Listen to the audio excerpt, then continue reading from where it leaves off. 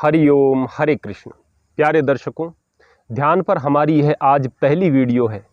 इस प्लेलिस्ट में प्रत्येक सप्ताह में एक बार वीडियो आपके सामने आती रहेगी और जो हमसे जुड़े रहेंगे, हम इस बात के लिए आप सबको आश्वस्त कर सकते हैं, वो ध्यान को गहराई से समझ भी सकेंगे और जीवन में धारण भी कर सकेंगे। ध्यान कोई एक ऐसी विषय वस्तु नहीं है कि आपने एक वीडियो को देख लिया या फिर 1 घंटे तक किसी गुरु से कुछ शिक्षा ले ली और आपने ध्यान को अपने जीवन में धारण कर लिया। बहुत सारी ऐसी बारीक चीज़ें हैं जो कि आपको जाननी है और बहुत सारी ऐसी चीज़ें हैं जो केवल आप अपने अनुभव से ही सीखेंगे। आज के इस बिखराव वाले दुखी समाज में ध्यान की बहुत आवश्यकता है। ध्यान वर्तमान समय की लगभग सारी समस्याओं का समाधान है। इसीलिए आपको बहुत सारे लोग ध्यान की राय तो देते हैं, लेकिन ध्यान के सही तरीके को शायद वो बता भी नहीं पाते और शायद आप समझ भी नहीं पाते हैं।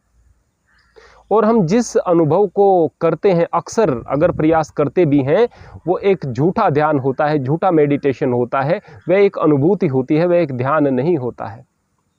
ध्यान इतनी ऊंची अवस्था है कि अष्टांग योग में भी 7वें स्थान पर आता है। उससे आगे केवल समाधि शेष बच जाती है। आइए आज हम अपनी इस वीडियो में 2 विषयों पर जिक्र करें। सबसे पहले ध्यान की आवश्यकता कहाँ कहाँ पर और किस प्रकार से है, और मन की विचार की वो कौन सी 4 अवस्थाएं हैं जिनको नियंत्रित करके हम लोग ध्यान की तरफ बढ़ सकते हैं। शुरू करते हैं हम अपनी रोज़मर्रा की ज़िंदगी से। हमारी ज़िंदगी में बहुत बड़ी आवश्यकता होती है नींद की, और कई बार हम में से बहुत सारे लोग सही प्रकार की नींद नहीं ले पाते। मेरे पास में आकर कई लोग कहते हैं, गुरुजी हम बहुत प्रयास करते हैं जल्दी सोने का, लेकिन हम जल्दी सो नहीं पाते हैं। मुझे बात अजीब लगती है। वो कहते हैं कि हम कोशिश करते हैं, प्रयास करते हैं। जब आप प्रयास कर रहे होंगे उस वक्त नींद कहाँ आएगी? नींद का मतलब है सभी प्रयासों से, सभी तनाव से मुक्त हो जाना, शांत हो जाना। जैसे आप शांत हो जाएंगे आपको नींद आ जाएगी। इसके अलावा यदि आप बस थक कर आँख मीच रहे हैं, वह खाली नींद नहीं होगी। यदि आप तनाव मुक्त होकर स्वस्थ होकर के सो रहे हैं, वह गहरी और प्रगाढ़ निंद्रा होगी। नींद के बारे में यदि आप प्रयोग करके देखेंगे तो विचारों का इस पर क्या प्रभाव पड़ता है आप स्वतः ही जान जाएंगे। जिन लोगों को नींद नहीं आती है वो लोग कुछ प्रयोग करके देखें। एक तो यह है कि आप भविष्य की योजनाओं के बारे में सोचना शुरू कर दें। आपको नींद नहीं आएगी, पक्का नहीं आएगी, क्योंकि उन योजनाओं में आपकी उत्सुकता है, एक्साइटमेंट बना हुआ है। आप दिमाग से सोच रहे हैं, योजना बना रहे हैं, नींद नहीं आएगी। अक्सर नींद आपकी उचट जाएगी। आप दूसरा काम करके देखें, अतीत की कुछ खुशनुमा यादों को ले लीजिएगा, सुंदर यादों को, उनके बारे में सोचना शुरू कर दीजिएगा। इतना गहराई से डूब जाइएगा कि आप भूल जाएं कि आप कहाँ लेटे हुए हैं। बस उन चीज़ों को याद करते चले जाइएगा। आपको पता भी नहीं चलेगा कब आप सो गए, क्योंकि वो चीज़ें बीत चुकी हैं, उनका रस आपके अंदर है। नया कुछ मिलने का उसमें से आपको अब अंदाज़ा भी नहीं है, अपेक्षा भी नहीं है। तो इसलिए वहाँ पर आपको नींद आएगी। आप 100 से 1 तक उल्टी गिनती गिनना शुरू कर दीजिएगा। अक्सर तो आपको नींद आ जाएगी। आप 1 तक नहीं पहुंचेंगे, उससे पहले सो जाएंगे। उल्टी गिनती गिनना शुरू कर दीजिए। विचारों का बहुत प्रभाव पड़ता है। ऐसा नहीं कि हमेशा ऐसा होगा, ज़्यादातर ये चीज़ें काम करेंगी। मूल रूप से काम करता है ध्यान। योग निद्रा पर भी हमारे आगे वीडियो आएंगी, और ध्यान पर भी, नींद को हम किस तरीके से नियंत्रित कर सकते हैं उस पर भी। अगर आप गुप्त रोग के विषय में बात करते हैं, तो अगर आपके जीवन में निराशा है, दुख है, हताशा है, नकारात्मक चिंतन है, तो आपके बहुत प्रकार के गुप्त रोग बढ़ते चले जाएंगे। धातु रोग बढ़ेंगे, स्वप्न दोष बढ़ेंगे, विभिन्न प्रकार के रोग बढ़ेंगे। तो फिर इस निराशा से निकला कैसे जाए?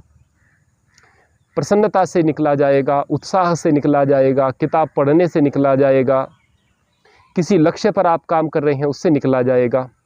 इन सब से भी ऊपर बढ़कर बात करें तो ध्यान से तो बिल्कुल निकला जाएगा। तो ध्यान की यहाँ पर भी आवश्यकता पड़ती है। इसके अलावा आपका आत्मबल और आत्मविश्वास, इसके बल पर आप बहुत सारी चीज़ें कर सकते हैं। लेकिन ये आत्मबल और आत्मविश्वास किस तरह से आपके अंदर आएंगे? जबकि आप सकारात्मक चिंतन कर रहे होंगे, नकारात्मकता से बच रहे होंगे। सकारात्मक चिंतन यह भी ध्यान द्वारा ही संभव है। नकारात्मकताओं को कैसे आप हटाएं, इस विषय पर हम वीडियोस लेकर के आएंगे और आपको पता चलेगा आगे। आपका स्वास्थ्य, आपका लोक व्यवहार, आपका पारिवारिक जीवन, ये सारा का सारा डिपेंड करता है कि आप किस मानसिक अवस्था में जी रहे हैं। जीवन में बिखराव है तो न लोक व्यवहार बेहतर रहेगा, न पारिवारिक जीवन बेहतर रहेगा, न स्वास्थ्य बेहतर रहेगा। एक व्यक्ति सुबह लेट उठता है, हड़बड़ाहट में होता है, जीवन में बिखराव है, ऑफिस जाने की जल्दी है, घर वालों के साथ में दुर्व्यवहार करता है, पत्नी बच्चों के साथ दुर्व्यवहार करता है और बस बिना खाए ही निकल जाता है। हड़बड़ाहट में गया, लेट गया, ऑफिस में फटकार पड़ी बॉस की, अब वो आत्मसम्मान अपना खोता हुआ महसूस कर रहा है। उधर से याद कर रहा है पत्नी बच्चों के साथ में मैंने गलत किया था। जब वह घर में होना चाहिए था उस वक्त ऑफिस में था, ऑफिस की याद में परेशान था, हड़बड़ाहट थी। अब ऑफिस में आया तो आत्मसम्मान भी अपना खोया और पत्नी को याद कर रहा है, देखो मैंने पत्नी के साथ बुरा व्यवहार किया, माँ के साथ, बच्चों के साथ बुरा व्यवहार किया। अब वो घर पर है, अब उससे अच्छे से काम नहीं हुआ, ऊपर से बॉस की फटकार फिर से पड़ी कि काम तूने अच्छे से नहीं किया। अब वो सोच रहा है कि आते हुए फटकार, जाते हुए फटकार, ये कोई जीवन है? घर पर आता है, पत्नी बच्चों के साथ में उसे होना चाहिए था। अब ऑफिस की बुरी स्मृतियां उसे परेशान कर रही हैं। अब भी वह चिंतित है, अब वहाँ पर अच्छा व्यवहार फिर से पत्नी बच्चों के साथ नहीं कर सकता। इस तरीके से उसका पारिवारिक जीवन तबाह हो जाता है। किसी भी प्रोफेशन से जुड़े हुए लोगों के साथ इस तरह की चीज़ें अक्सर हुआ करती हैं। ये क्यों हो रही हैं? क्योंकि जिस समय, जिस स्थान पर होना चाहिए था वहाँ पर वह व्यक्ति नहीं होता। जब उसे घर में होना चाहिए था तब वह व्यक्ति ऑफिस में था, जब उसे ऑफिस में होना चाहिए था तब घर में था, जब घर में आया फिर से ऑफिस की यादों को साथ लेकर के आया। ये सारी की सारी चीज़ें किस चीज़ की तरफ इंगित करती हैं? केवल हमारे ध्यान की कमी की ओर इंगित करती हैं। अगर ध्यान हमारा सही प्रकार से होगा और हम उस स्थान पर उपस्थित होंगे जहाँ होना चाहिए, तो हम अपना 100% दे पाएंगे और जीवन हमारा सुखी रहेगा, खुश रहेगा। लोक व्यवहार भी हमारा तभी बेहतर रह सकता है जबकि हमारा व्यवहार बेहतर हो, मस्तिष्क में हमारे गुस्सा ना हो, क्रोध ना हो। क्रोध तब भागेगा जबकि बिखराव समाप्त होगा, शांति मस्तिष्क में होगी। स्वास्थ्य हमारा तब बेहतर होगा जब हम प्रसन्नचित होंगे। तो ये सारी की सारी चीज़ें हमारी मानसिक अवस्था पर जुड़ी हुई हैं और मानसिक अवस्था को नियंत्रित करने का नाम ही ध्यान है। उससे भी आगे बढ़ जाने का नाम ध्यान है। तो यह तो हमने आपको बताई है कि किस तरह से हमारे जीवन में ध्यान महत्व रखता है। इससे भी ज़्यादा विषय वस्तु हम आपके सामने ला सकते हैं, लेकिन ब्रीफ में चीज़ें बताई हैं, आप आगे समझ जाएं। अब हम बात करते हैं ध्यान के लिए वैचारिक अवस्थाओं की। विचार की 4 प्रमुख अवस्थाएं होती हैं जो हमारे मस्तिष्क में चलती हैं। सबसे पहले असंबद्ध विचार, एसोसिएटेड थिंकिंग हमारे मस्तिष्क में चलती हैं। डे ड्रीमिंग आप इनको कह सकते हैं। दिवा स्वप्न आप देख रहे होते हैं। अक्सर आदमी बैठा हुआ है, राम कथा सुन रहा है, राम कथा सुनाने वाले किसी व्यक्ति ने इतनी सुंदर चौपाई पढ़ी कि आपके मन में आया कि देखो साक्षात गोस्वामी तुलसीदास जी मेरे सामने जैसे बैठे हैं। आपके दिमाग में आया कि देखो गोस्वामी तुलसीदास कितनी बड़ी हस्ती थे, लेकिन अपनी पत्नी के वियोग में वो भी पागलों जैसी हरकत कर रहे थे। मन में आया कि औरत का पत्नी का भी जो है लगाव वो ऐसा ही होता है, इससे तो विश्वामित्र नहीं बच पाए, वो भी मेनका के जाल में फंस करके रह गए। ये अप्सराओं का जाल ऐसा ही होता है। आप इस तरह की बात सोच रहे होंगे। आप सोच रहे होंगे औरत का चक्कर ऐसा ही होता है। आप सोच रहे होंगे कि देखो भाई, पहले ये अप्सराएं होती थी, पुराने ज़माने में ये देवदासियां होती थी और पता नहीं क्या क्या चीज़ें होती थी। पहले से ये चीज़ें चली आ रही हैं। कभी आप उनके विरोध में सोच रहे होंगे, कभी आप सोच रहे होंगे कि कैसा अच्छा समय था कि मेनका के साथ में, यानी कि आप बैठे हुए थे राम कथा में, पहुँच गए विश्वामित्र के पास में, पहुँच गए मेनका के पास में। ऐसे स्टेप बाय स्टेप आपके मस्तिष्क में ये विचार चल रहे होते हैं। आप भोजन कर रहे हैं, सामने आपके रोटी आई हैं, देखो भाई कितनी सफ़ेद रोटी हैं, ज़रूर ये अच्छी क्वालिटी के गेहूं की बनी हुई है। अब की बार गेहूं की फसल अच्छी हुई है, किसानों को मुनाफा हुआ है। मुनाफा तो हुआ है लेकिन तेल बहुत महंगा हो गया है, ट्रैक्टर चलते हैं, अब कैसे किसान काम करेगा। तेल और महंगा हो सकता है क्योंकि खाड़ी में युद्ध हो गया, या ईरान इराक में युद्ध हो गया, या फिर जहाँ से तेल आता है वहाँ लड़ाई झगड़े हो गए। लड़ाई झगड़े पता नहीं ये देश क्यों कराते हैं। देखो भाई, रूस कितने हथियार सप्लाई करता है, हथियार बनाता है, अमेरिका हथियार, यानी कि आप हथियारों में युद्ध में जा कर के घुस गए। आप बैठे हुए थे कहाँ पर? भोजन पर बैठे हुए थे। आप ध्यान देना, अपने मस्तिष्क पर, अपने विचारों पर ध्यान देना। आप में से प्रत्येक व्यक्ति इस तरह की दिवा स्वप्न की अपनी स्थिति को पाएगा। हम में से 90% से ज़्यादा लोग इसकी बीमारी की हद तक जो है इससे ग्रसित होते हैं, और बाकी तो 99.9% अगर हम लोग कहें, वो लोग इसी प्रकार के विचार रख रहे होते हैं। बहुत कम इक्का दुक्का व्यक्ति हैं जो कि ध्यानी होते हैं, और वो इस तरह के जो असंबद्ध विचार हैं उन पर रोक लगा पाते हैं। ये जो असंबद्ध विचार होते हैं ये हमें बहुत थकाते हैं, बहुत पकाते हैं, बहुत सारी हमारी ऊर्जा व्यय हो जाती है। यही कारण है कि आदमी अपरिमित ऊर्जा का भंडार होते हुए कुछ तो अपने गुप्त रोगों के साथ में, यौन रोगों के साथ में ऊर्जा को बाहर बहा देता है, और कुछ इस प्रकार की जो असंबद्ध विचारों की स्थिति है उससे अपनी ऊर्जा को व्यय कर लेता है, और वह जीवन में बड़ा काम नहीं कर पाता, न ध्यान कर पाता, न प्रभु प्राप्ति कर पाता, और ना ही जीवन में वह कुछ सांसारिक रूप में बढ़िया कर पाता है। दूसरी स्थिति होती है चिंतन। चिंतन कैसी स्थिति है? जब आपके असंबद्ध विचार चल रहे होते हैं, उनको यदि आपको दिशा देनी है तो जिस चीज़ में आपकी रुचि है उस विषय में यदि आप सोचना शुरू कर देंगे। मसलन आपने एक भवन के निर्माण के कार्य को शुरू किया। आप सोच रहे होंगे अब मैं इस भवन के निर्माण को इस प्रकार से करूँगा, ये डिज़ाइन होगा, यहाँ पर बेडरूम होगा, यहाँ पर बाथरूम होगा, यहाँ पर ये चीज़ें होंगी। इन चीज़ों के बारे में आप सोच रहे होंगे। जब वो सोच रहे होंगे तो केवल आपका ध्यान उसी विषय वस्तु पर रहेगा। अब आप इस तरह से कहीं के कहीं अपने मस्तिष्क को नहीं पाएंगे। यदि आप लेखक हैं तो एक विषय में सोच रहे हैं, उसी विषय पर सोच रहे होंगे, आप उससे बाहर जाएंगे ही नहीं। कवि हैं तो कविता के विषय में सोच रहे होंगे। आप आध्यात्मिक चिंतन अगर कर रहे हैं तो बहुत गहराई में सोचते हुए चले जाएंगे, आपका मन इधर उधर नहीं दौड़ेगा। अब आपके मस्तिष्क में असंबद्ध विचार नहीं आएंगे। अब दिवा स्वप्न की डे ड्रीमिंग की स्थिति नहीं होगी। अब आपकी एसोसिएटेड थिंकिंग नहीं होगी। अब आप चिंतन की अवस्था में हैं। यह एक बड़ी सुंदर अवस्था होती है, और इसमें व्यक्ति थकता भी नहीं है, यह सृजनात्मक भी होती है। और अगर आप नकारात्मक दिशा में चिंतन करना शुरू कर देते हैं तो यह विनाशकारी भी होती है। यानी कि आपके शरीर में कोई रोग लग गया है, आपने सोचना शुरू कर दिया कि अब मैं ठीक होऊंगा या नहीं होऊंगा, शायद मैं कभी अब ठीक हो भी नहीं पाऊंगा, अब मेरा क्या होगा, इत्यादि इत्यादि। आप अपने आप को ऐसी स्थिति में भी पहुंचा लेंगे कि शायद ही आप ठीक हो पाएंगे, आप उस बीमारी से शायद ही छूट पाएं। ऐसी स्थिति में भी चले जाएंगे, दुखी हो जाएंगे, परेशान हो जाएंगे, निराश हो जाएंगे।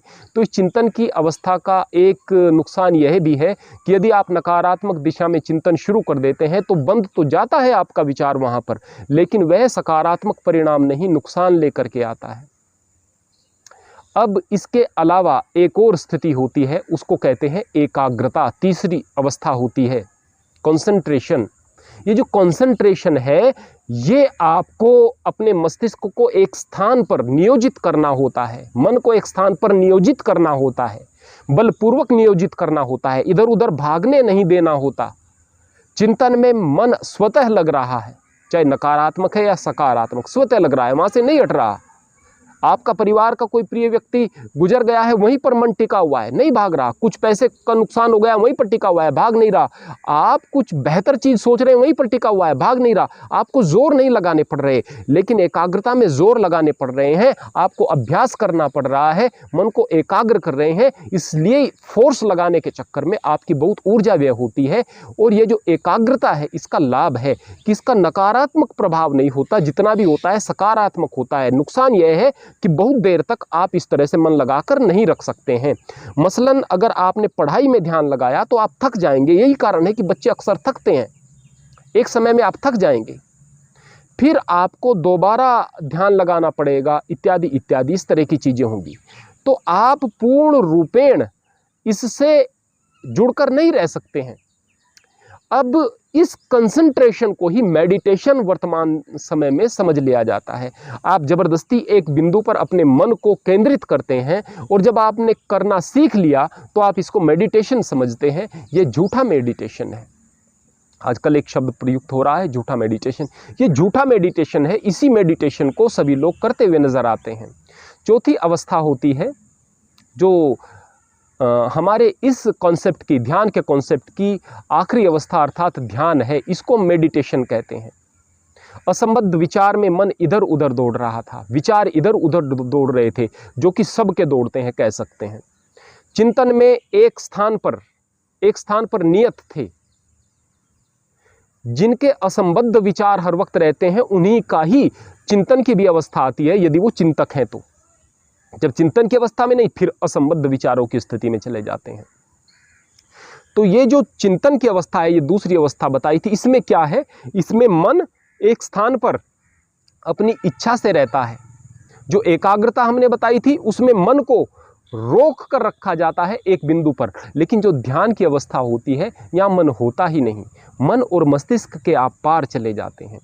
इसीलिए इस अवस्था को आप शब्दों में बयान नहीं कर सकते, क्योंकि जो मन से जुड़ी हुई है, जो मस्तिष्क से जुड़ी हुई चीज़ें हैं, उनको आप बयान कर सकते हैं। असंबद्ध विचार को आप बयान कर सकते हैं, चिंतन को बयान कर सकते हैं, एकाग्रता को बयान कर सकते हैं। और जो चीज़ें आपको बताई जा रही हैं बहुत थोड़े समय में, वो एकाग्रता तक हैं। मेडिटेशन यह अनुभव की विषय वस्तु है। इसके लिए तैयारी करनी पड़ती है, इसके लिए पृष्ठभूमि बनानी पड़ती है।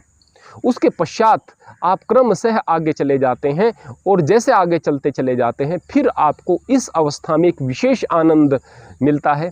आपके अंदर दिव्यता, शांति, आनंद और परमात्मा के प्रति प्रेम, उसका ज्ञान और बहुत सारी चीज़ें ऐसी प्रकट होने लगती हैं जो सामान्य संसारी व्यक्ति के पास में नहीं हुआ करती हैं। हमारा उद्देश्य है कि हम आपको वास्तविक ध्यान की ओर लेकर के जाएं। जो एकाग्रता है, जो कंसंट्रेशन है, जो नकली ध्यान है, उसकी भी महत्ता है, उसकी भी आवश्यकता है।